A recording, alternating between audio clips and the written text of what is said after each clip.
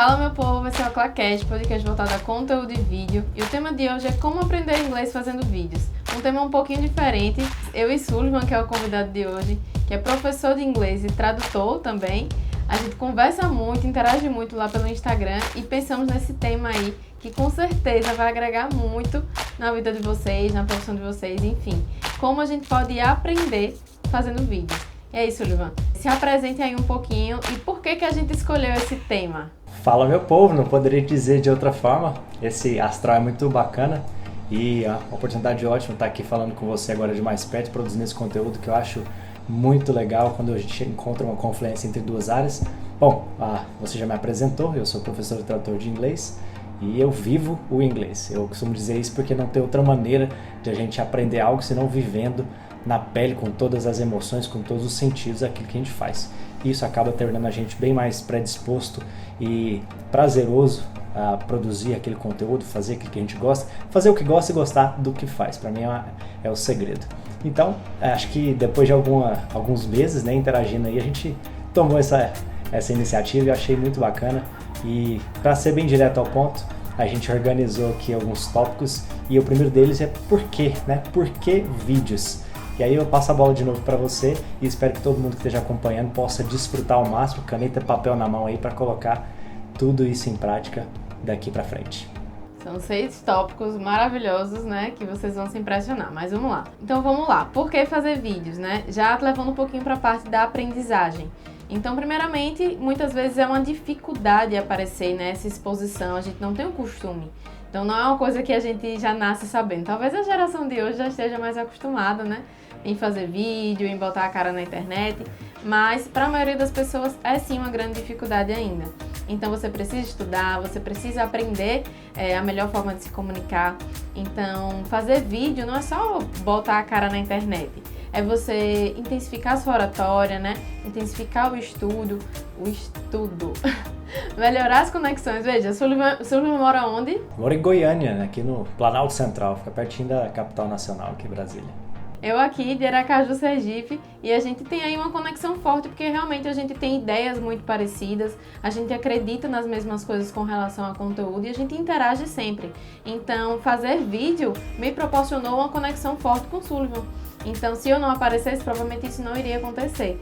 Então, não é só fazer vídeo. O vídeo ele te ajuda a crescer em muitos pontos, né? Fortalece o posicionamento do seu negócio. Definitivamente. Eu acho que sem a necessidade, né, sem a obrigação, a gente acaba muitas vezes nos escondendo atrás das nossas fraquezas. E justamente saindo dessa caixinha é que a gente descobre uma possibilidade de não só superar uma dificuldade que a gente tem, como também descobrir um ponto forte. Eu, durante muito tempo, fui um cara muito tímido, fui muito introvertido. Até hoje eu me considero, em grande parte, mas, sem dúvida, a didática, né, a posição como professor, estar em sala de aula e ter que mostrar para o meu aluno, principalmente falar, que a gente tem aulas muito expositivas, muitas vezes, a gente precisa colocar a nossa cara a tapa, né, dar o cara a tapa. Então, fazer vídeo é só mais uma dessas nuances. E aí eu já puxo o gancho aqui falando que o grande alvo das pessoas, né, é aprender a falar inglês. Muitas pessoas falam assim, eu queria aprender inglês. E esse é um termo muito genérico, as pessoas querem aprender a falar inglês. Ou então você já deve ter ouvido alguém falar assim, eu sei até ler, eu sei até entender alguma coisa, mas quando não me pede para falar. Por quê? Porque a gente consome muito conteúdo, a gente está em uma fase, né, uma era, uma época do mundo em que a gente está sendo bombardeado de informações de tudo quanto é lado. Todo mundo tem aqui uma plataforma de streaming, né, Netflix, YouTube, ouve ali seu podcast, ouve ali as suas músicas preferidas em qualquer serviço de entrega, mas a gente não produz conteúdo, a não ser que você já esteja no caminho já há algum tempo produzindo para a sua marca, para o seu negócio. E o objetivo é justamente esse, nesse pequeno podcast nosso, e dar para você algumas dicas, alguns conselhos para que você consiga realmente deslanchar e produzir esse conteúdo, não só para te deixar mais confiante, mas também deixar o seu negócio melhor. E a timidez, Sullivan, já que você já se considera aí uma pessoa tímida, é uma barreira psicológica ou tecnológica? Eu diria que as duas coisas em proporções diferentes, a depender de como você se vira bem com cada uma dessas limitações. A timidez, eu acredito que seja assim um traço, né, da sua psique mesmo, é um traço da sua personalidade. Muitas pessoas nascem e vão morrer provavelmente tímidas de alguma forma, mas a timidez também tem muito a ver, eu acredito, com a sua falta de capacidade de dominar alguns recursos para superar essa dificuldade que já é inerente à sua natureza. Então, trocando em miúdos, a minha timidez que eu tive durante muito tempo, eu tive que abandoná-la quando eu me vi diante de uma sala de aula. E a sala de aula é um recurso tecnológico. Essa webcam que está gravando, esse microfone que está gravando, são recursos tecnológicos. Então, são ferramentas que a gente utiliza para poder superar essa timidez. E isso é só um caminho para que a gente possa produzir vídeos. Afinal de contas, para aprender inglês, a gente precisa falar e precisa ouvir. São habilidades orais, né? E isso vai depender muito de uma integração dessas habilidades. Não adianta simplesmente eu ser mestre em consumir conteúdo bacana. Nossa, eu ouço de tudo, mas eu não coloco nada em prática. A gente, provavelmente, você que está ouvindo aí já deve ter passado por alguma coisa nesse sentido. Mas eu até entendo, eu sei exatamente o que eu preciso fazer, mas eu não faço. E aí é justamente aquela pedrinha chamada timidez. Fazendo, né? Não tem outro caminho. Muitas vezes as pessoas se escondem atrás dessa barreira, né? Não dizendo que a timidez é algo fácil ou tranquilo de vencer, porque cada um tem a sua realidade. Mas a partir do momento que a gente entende que realmente nada novo é confortável, que a exposição ela gera sim naturalmente o medo, né? Porque tem gente que tem o costume de dizer assim, pra você é mais fácil. Mas pra você que é professor é mais fácil fazer vídeo. Pra você que é publicitário é mais fácil fazer vídeo. Na verdade, todo mundo tem os seus níveis de dificuldade. Agora, cada um decidiu enfrentar da sua forma. Eu comecei de um jeito, o Sullivan começou de outro, e é isso que a gente precisa entender. Cada um tem o seu processo, e a gente só consegue minimizar essa dificuldade fazendo. Então, só quando eu comecei a fazer vídeo, que eu vi a necessidade de estudar um pouco mais sobre oratória, de realmente treinar um pouco mais, né? De fazer sempre os roteiros, de me organizar bem. Então, cada um tem a sua forma de criar e se desenvolver e vencer essa barreira. Eu nunca me considerei tímida, mas eu admito que eu tive muita dificuldade para transmitir naturalidade nos vídeos. Como eu tenho o curso de Destrave nos vídeos, eu via o pessoal se desenvolvendo muito mais rápido do que eu me desenvolvi. Então, não significa que para X ou Y é mais fácil. É você definir qual é o caminho que você vai seguir para minimizar essa dificuldade, né? Perfeito. E não é fácil, não foi fácil sempre. Pode ter sido fácil, pode ser fácil agora, mas até se tornar fácil, né? Demorou, teve um caminho, teve um processo, teve muito aprendizado. E como é que a gente aprende? Eu acho que com planejamento, né? Se a gente cria um passo a passo, se a gente já sabe para onde vai e como que vai, menos provável a gente ficar perdido. Então, daí a gente muda para o nosso segundo passo, que é justamente como roteirizar. E não vejo ninguém melhor para começar isso do que você. Como é que é o seu processo de criação? Você segue um roteiro, você coloca tudo em script, você faz teleprompter, como é que é? Conta pra gente. Eu não consigo fazer nada sem roteiro. Pode ser uma live, pode ser um podcast, pode ser story, né? Stories às vezes eu faço sem roteiro, mas é bem difícil, pelo menos os tópicozinhos eu tenho. Mas o roteiro, ele também é bem individual, né? Existem pessoas que preferem escrever o texto inteiro e ler no teleprompter, ou escrever o texto inteiro e ficar lendo e relendo e treinando a fim de se tornar um pouco mais natural. Existem pessoas que preferem fazer em tópicos, né? Como eu funciono desde o começo. Como eu sempre tive dificuldade, eu tinha que sim organizar tudo certinho. Então, o mais fácil para mim era no dia anterior fazer todos os roteiros na ordem que eles iam ser gravados. Até isso eu fazia. Quais eram as roupas que eu ia utilizar, se eu ia utilizar algum objeto, se eu tinha que ter alguma imagem de apoio, né, em determinado momento do vídeo. Então, eu sou uma pessoa planejadora e eu acredito que isso auxiliou muito, né? Como eu tenho clientes que produzem vídeos, é comum a pessoa ter dificuldade e ainda assim não se preparar. E aí o que acontece? Chega na hora ela fica perdida, ela não sabe o que falar, ela quer dar uma lidinha na hora e conseguir fazer. Não desenrola. Você precisa treinar aquilo para que aquilo se torne um pouco mais natural para você. Então, a minha forma de criar é dessa forma. chegar e definir. Eu vou fazer vídeo sobre 5 temas. Pronto, defini os temas, agora eu vou fazer os roteiros de cada um dos temas. E aí, em outro dia ou em seguida, eu vou gravar todos eles. Então, pra mim, funciona dessa forma. Então, por exemplo, uma live. Não precisa não de roteiro, porque na hora a gente desenrola, é um bate-papo. As pessoas esquecem que o ao vivo ele tem imprevistos. E aí, se você na hora ficar nervoso, se na hora der algum problema, você simplesmente esquece o que você tem que fazer. Então, ter o roteiro em tópicos, até inclusive quando você está sozinho ou quando você está com outra pessoa, a gente fez um roteirinho aqui, a gente definiu 6 tópicos diferentes e em cada tópico a gente definiu mais ou menos o que a gente ia falar, o que era seu e o que era meu. Então, isso faz toda a diferença. E aí, o que é que se assemelha no inglês? Olha, é muito mais comum do que você imagina e muito mais... eu diria, tem muito mais pontos em comum, imagino, do que inglês, do que a gente poderia imaginar, porque o grande medo que as pessoas têm, como a gente iniciou falando, é justamente de falar. E a fala, ela é tão rápida e tão dinâmica, né? A habilidade mais rápida que a gente tem é uma habilidade produtiva e ela acompanha praticamente a velocidade do seu pensamento. Enquanto eu estou pensando e falando, dá praticamente indissociável aqui no português. E uma das grandes queixas que essas pessoas têm é que elas têm que muitas vezes pensar em português para depois passar para o inglês, traduzir na cabeça e aí gera aquela dificuldade, aquele sonho que tanto todo mundo almeja, que é pensar em inglês, né? E conseguir transmitir isso em tempo real, praticamente como se eu não estivesse tendo que fazer essa mudança de uma língua para outra.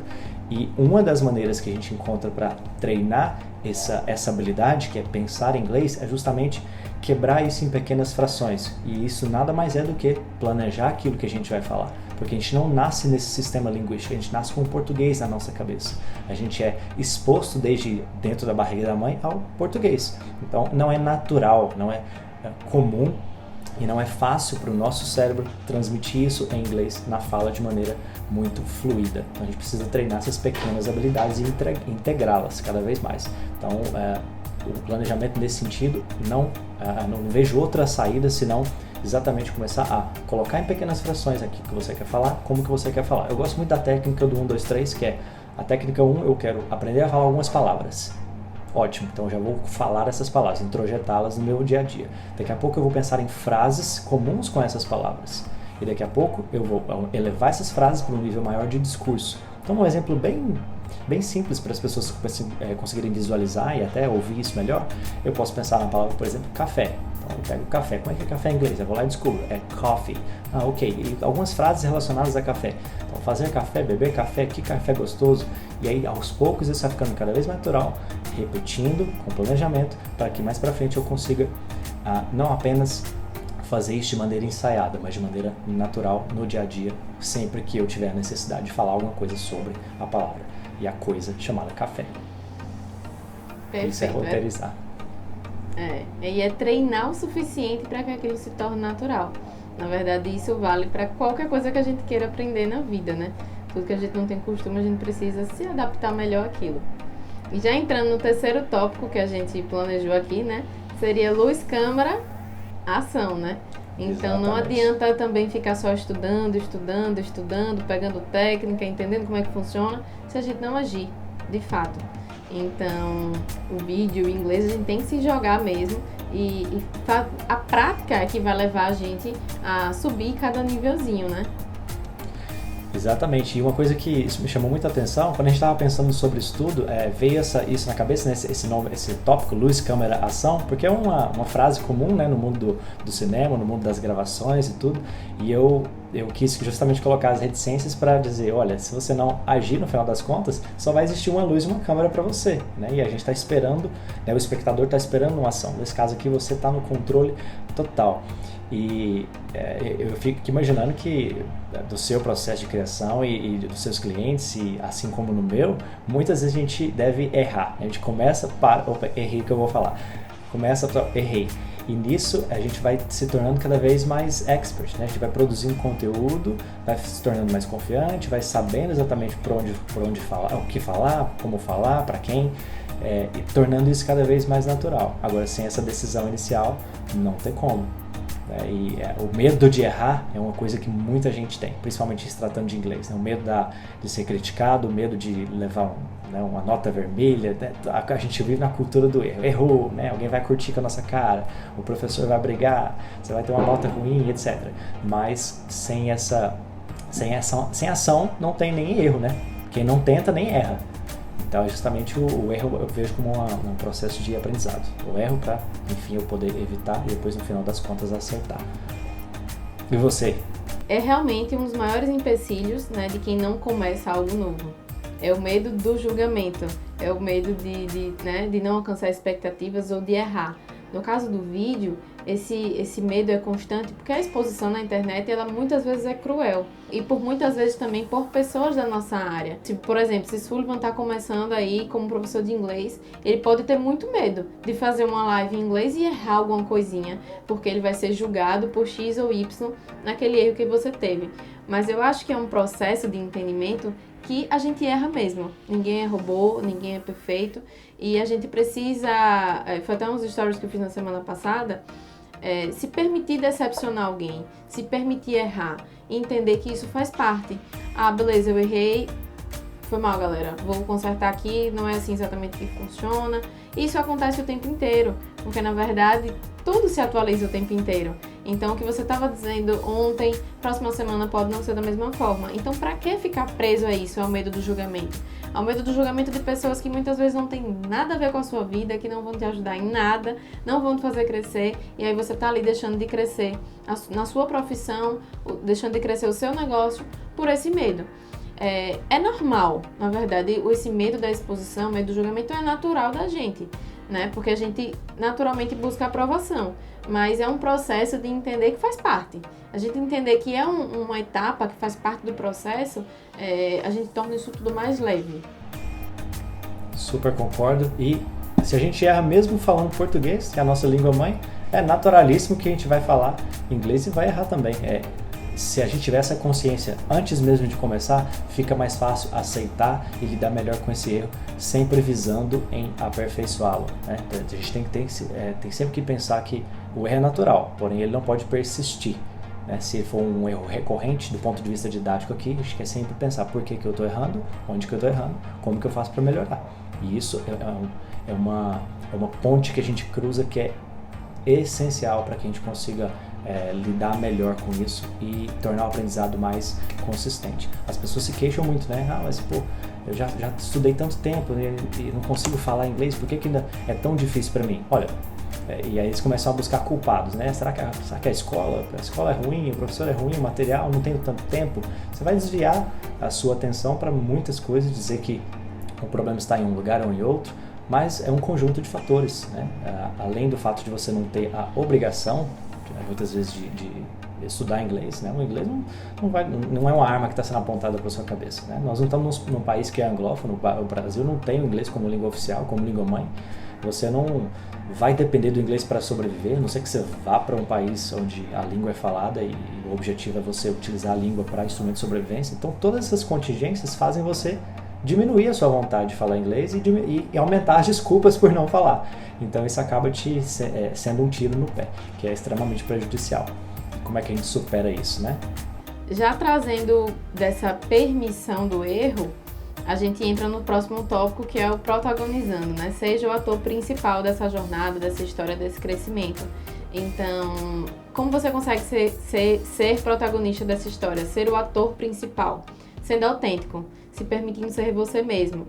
E você só consegue isso a partir do momento que você se permite o erro, que você se permite arriscar, entrar na arena, né? Que nem diz um trechinho do livro da Brené Brown, que é, se a pessoa não está na arena como eu não posso dar ouvidos a ela. Se ela está na arquibancada só assistindo, eu não posso dar ouvido a elas. Sou eu que estou botando minha cara a tapa na arena. Então, é ser o ator principal dessa história, sendo autêntico, sendo você mesmo, inserindo suas características, né? Então, de vez em quando eu faço o teste lá no meu Instagram. Quais são as características mais fortes que você enxerga em mim? Porque eu quero inserir essas características no meu conteúdo. Só assim eu consigo fazer um conteúdo diferenciado, um conteúdo autêntico. Porque os temas muitas vezes são parecidos com outras pessoas da minha área, né? Então, eu só consigo fazer uma diferenciação a partir do momento que eu insiro a minha identidade. Não tem outro caminho senão você ser você mesmo. As pessoas muitas vezes tentam transparecer algo que não são e volta e meia elas mesmas tropeçam nessa tentativa e a verdade acaba sendo pior no final das contas, porque você está querendo criar um personagem e não sendo você mesmo. É claro que existe muito da encenação, você às vezes quer inserir algum elemento mais dramático, uma coisa mais divertida, você vai ser mais sério, isso tudo tem que ressoar com aquilo que você é na essência, porque se tiver alguma discrepância, vai dar ruim. Então, eu acredito que para o princípio da atuação, da encenação aqui, a gente tem que ser o máximo fiel possível a quem a gente é de verdade, sendo não apenas o protagonista do vídeo, mas também o diretor desse próprio vídeo. É você que está nesse papel total de controle. Isso é uma responsabilidade muito grande, mas cria um desvínculo, né, entre aquilo que é o espectador, a pessoa está te vendo de um lado, então ela vai sim te criticar, ela vai apontar o dedo de certa forma, mas é você quem está no controle e você tem que saber exatamente para onde você vai despender essa energia, né, esse tempo, esse dinheiro que você vai empreender para produzir esses vídeos. Se você sabe isso desde o começo, fica muito mais fácil de alinhar as metas e as suas expectativas. Como é que você lida com isso quando você está produzindo os vídeos? Você tem as suas próprias metas, suas expectativas, geralmente elas estão alinhadas, tem algum tipo de desbalanço, como é que é? Eu vou dizer que é uma luta diária, viu? De você entender o que é seu e o que você absorveu de outros meios, de outras pessoas. Porque muitas vezes a gente cria referências, X e Y são referências para mim. Mas se eu fico muito apegada a isso, eu acabo replicando o que essas pessoas fazem. E não estou dizendo aqui que a gente não pode ter referência, mas a gente tem que buscar o que a gente é de fábrica, né? Então, beleza, eu tenho referências, mas tenta não ficar bitolado e acompanhar todos os dias aquela pessoa ou aquelas pessoas, para você acabar não confundindo o que é seu e o que é do outro, que é muito comum acontecer, né, nessa nossa sociedade, absorvendo tanta informação como a gente absorve. A gente acaba acreditando e tornando verdade o que é do outro e não nosso. Então é uma luta todo dia para entender o que realmente é meu e o que não é. E também de me desafiar em vários pontos. Vez ou outra eu posto algum temazinho ali polêmico, às vezes nem tão polêmico, mas que a galera cria polêmica, né? Mas é nessa luta, nessa conquista, dia a dia, de fazer as pessoas entenderem quem eu sou de verdade e pararem de julgar o que elas não conhecem, né? Então, vez ou outra você posta alguma coisa, aí perde seguidor, mas tá tudo bem, a partir do momento que você entende que faz parte, que ali é um filtro natural. Mas é uma luta, todo dia. São muitos desafios. Mas já entrando no próximo tópico, já tem muito a ver com esse também, né? Que é o dirigindo. E aí, dê continuidade aí. Olha, você falou uma coisa que me chamou a atenção aqui. Se você fica apenas copiando aquilo que as outras pessoas fazem, você não vai ser ator. Você vai ser dublê. Então, ser dublê, né, você não é mais protagonista. Você está ali como coadjuvante e logo as pessoas vão olhar, podem até te admirar por isso. Muitas pessoas gostam, mas perde a autoralidade. Para mim, acho que aquilo que é diferencial para a gente conseguir suceder, além da autenticidade, que inclusive é um traço seu que eu admiro demais, é a autoralidade, aquilo que você cria e chama de seu. Eu olho para alguma coisa e falo, isso aqui é a cara da Andressa, isso aqui não poderia ter vindo de outra pessoa senão dela. E mais do que isso, eu me identifico com isso e isso me faz inclusive ter ideias e absorver alguns tratos seus que eu acho positivo para mim, e é isso para mim que é a mágica maior que existe entre alguém criar alguma coisa e ter uma audiência, quando dá o match, né? Quando você, deu certo. Eu acho isso muito bacana. Dirigir para mim é isso, é você estar no controle, saber exatamente por que você está fazendo desde o começo, né? Passando por isso que a gente falou agora de planejar, de ser o personagem e tudo mais. E como é que isso se materializa, né? Para esse papo nosso não ficar assim, nossa, muito filosófico, como é que se materializa no aprendizado de inglês? Olha, se você sabe exatamente para onde você vai, fica mais fácil fazer esse planejamento. Então, do ponto de vista prático, eu coloquei aqui algumas sugestões que, para você que está pensando aí em introjetar o inglês no seu dia a dia, e aqui a palavra-chave é justamente essa, no seu dia a dia, não pode ser uma coisa que você vai fazer esporadicamente. Só você pensar, se você começar a tomar banho esporadicamente, começar a escovar os dentes esporadicamente, a comer esporadicamente, a ver a sua família esporadicamente, tudo tem uma consequência relacionada à frequência com a qual a gente faz aquilo. Principalmente em se tratando de habilidades e e obrigações que a gente considera super importantes para a manutenção de algum tipo de relação social. Língua é social. E se você, eu queria propor para você que está ouvindo o seguinte: faça a seguinte experiência: fique calado, quer dizer, fique sem falar nada durante um dia inteiro. Nem com você mesmo. Permita-se não falar nada, vai ser um esforço tremendo. Você vai ficar extremamente desconcertado, incomodado, querendo falar. Você vai pensar, vai ficar com aquela voz interna na sua cabeça, mas você vai uma hora querer falar assim: poxa, agora sim, né? Depois de 24 horas eu consegui falar. É uma necessidade que a gente tem falar. Então, o primeiro exercício que você pode fazer para você entender o quão você depende da comunicação, principalmente a verbal, a comunicação oral, é fazer esse exercício de privação. E aí você vai entender o quanto que isso é importante. Tendo feito isso, você pode começar a pensar em coisas que você gosta no seu dia a dia, coisas que você faz, que fazem parte do seu hobby, da sua rotina de trabalho, da sua rotina de amigos, e pensar em trazer o inglês para perto daquilo ali. Eu me lembro que quando eu era um pouco mais jovem, ainda pegava ônibus, um dos primeiros empregos que eu tinha que pegar ônibus, e eu tinha um celularzinho pequenininho, um Nokiazinho 3320.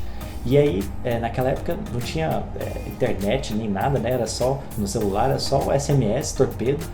E eu ficava fingindo que estava falando no celular, no ônibus, em inglês.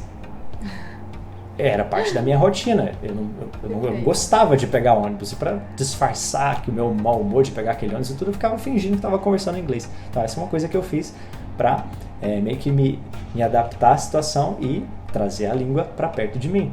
E aí isso foi evoluindo ao longo do tempo, principalmente depois que eu me tornei professor.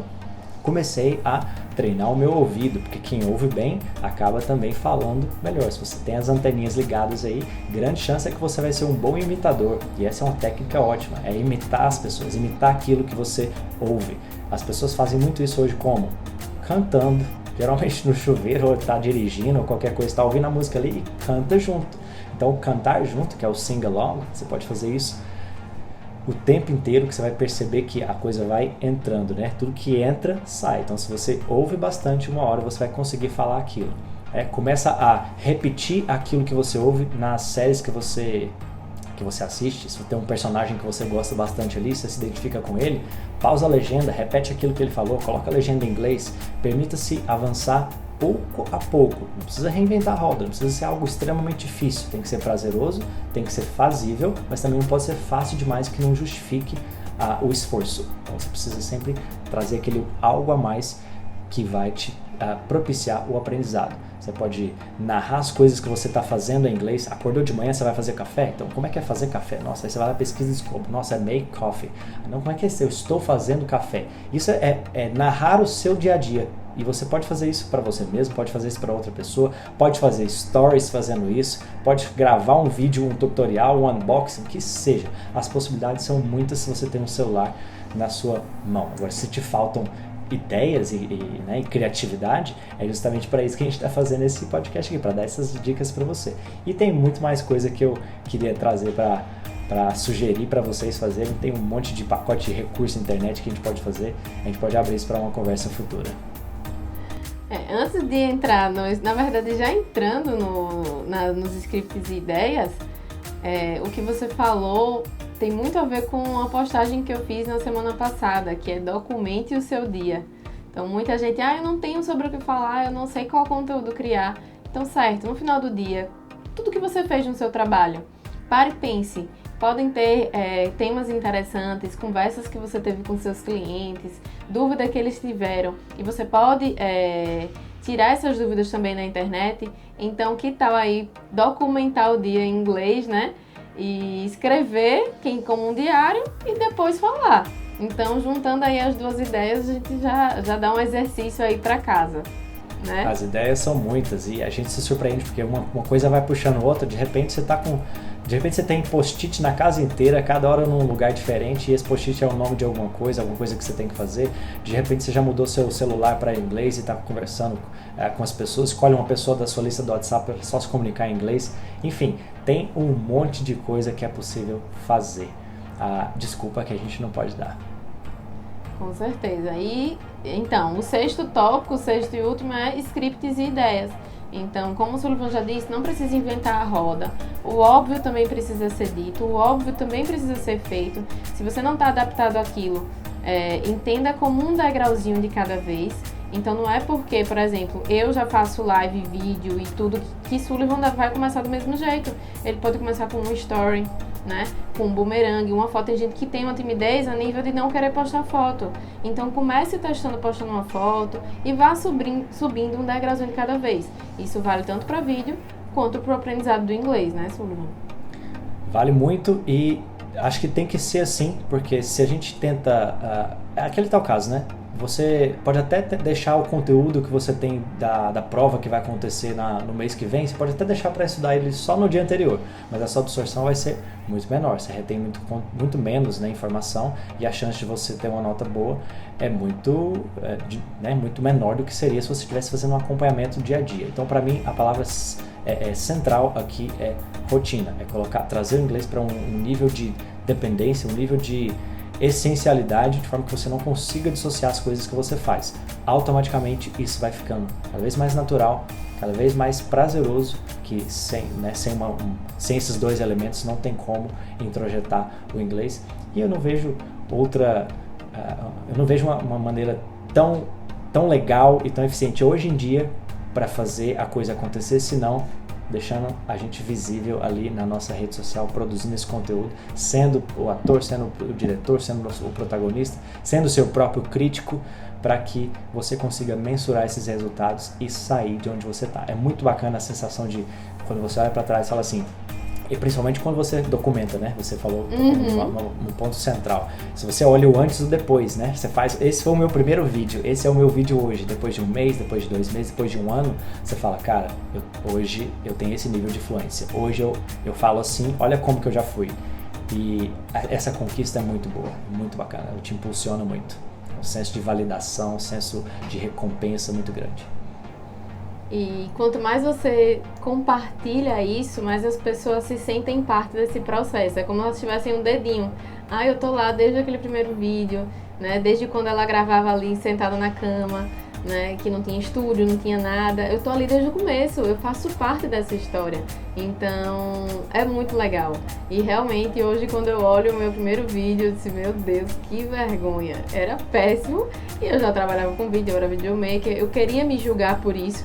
Né? Poxa, se eu sou videomaker, meu vídeo tem que ser muito bom. Mas, como é que isso ia acontecer se eu nunca tinha feito vídeo? Eu não podia me cobrar isso. Eu sabia que a excelência só viria com o tempo. A naturalidade só viria com o tempo.